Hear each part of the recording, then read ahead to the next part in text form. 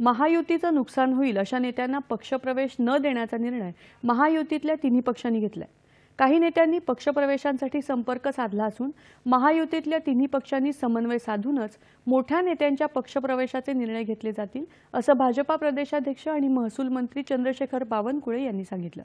ते आज नागपूरमध्ये पत्रकारांच्या वार्तालाप कार्यक्रमात बोलत होते।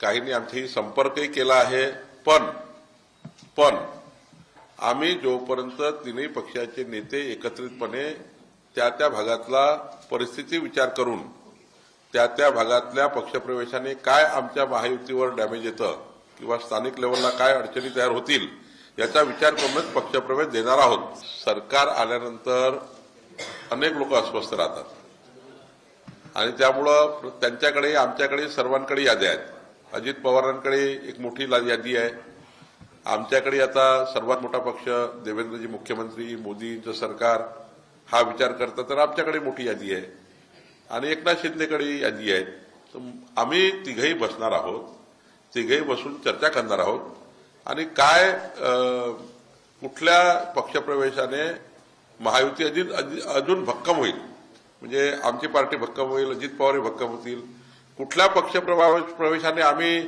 मजबूत होऊ त्याचा विचार करू, कुठल्या पक्षप्रवेशाने आमचं त्या ठिकाणी महायुतीला डॅमेज होईल त्याचाही विचार आम्ही करू। दावोसमध्ये झालेल्या करारांच्या माध्यमातून राज्य अधिक जोमाने प्रगती करेल असा विश्वास त्यांनी व्यक्त केला। नागपूरमधल्या दीक्षाभूमी, ताजबाग याशिवाय रामटेक आणि इतर धार्मिक स्थळं यांच्या विकासाबाबत आपण लवकरच बैठका घेऊन उपाययोजना करणार असल्याचं बावनकुळे म्हणाले। अमरावती आणि नागपूरच्या पत्रकारांसाठी निवासस्थानाची व्यवस्था केली जाईल, त्यासाठी जागा शोधली असून त्या प्रकल्पावर देखील काम करण्यात येणार आहे। लवकरात लवकर पत्रकारांसाठी चांगल्या दर्जाच्या निवासस्थान बांधण्याचा निर्णय करणार आहोत अशी माहिती देखील त्यांनी यावेळी दिली।